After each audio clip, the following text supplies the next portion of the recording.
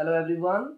In this video, I am doing question number 3 of worksheet 2, chapter 11, Understanding Quadrilaterals, class 8th DAV.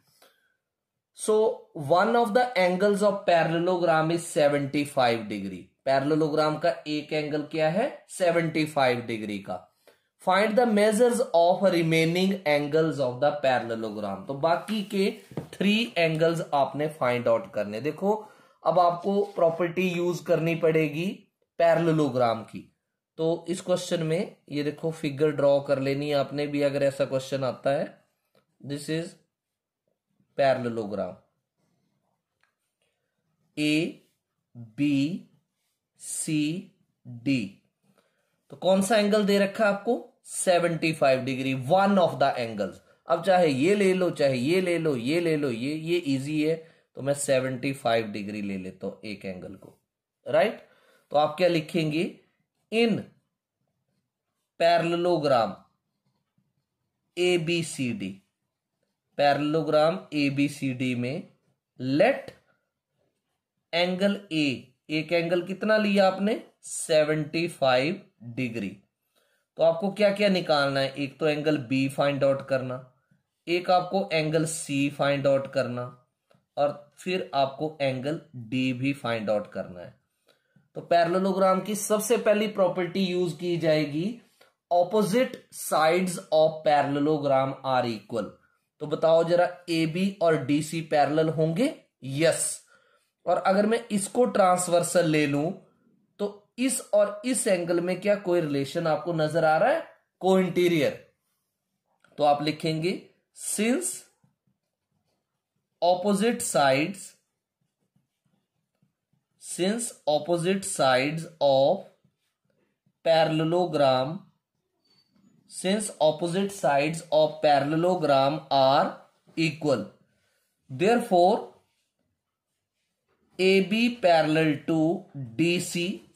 AB किसके parallel होगा? DC के. And AD be a transversal. AD be a transversal. AD को क्या ले लेंगे आप? Transversal. तो angle A plus angle D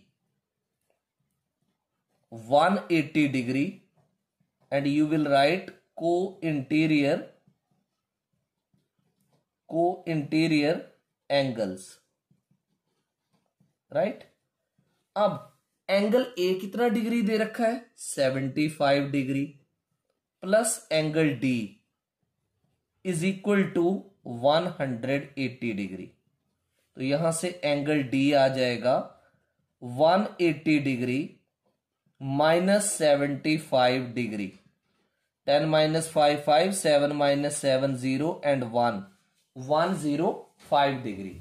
तो कोइंटीरियर से आपने कौन सा एंगल फाइंड आउट कर लिया? डी. अब आप प्रॉपर्टी यूज करोगे, opposite angles of parallelogram are equal.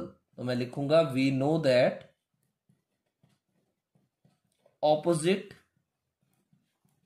Angles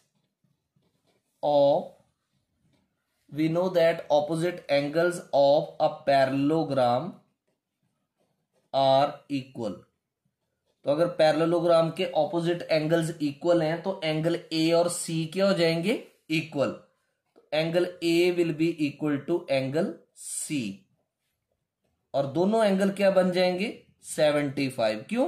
क्योंकि एंगल ए 75 का था तो सी भी 75 हो जाएगा. इसी तरह से एंगल बी और डी भी इक्वल हो जाएंगे. राइट. तो आपने एंगल डी फाइंड आउट कर लिया ना 105, तो बी भी 105 हो जाएगा.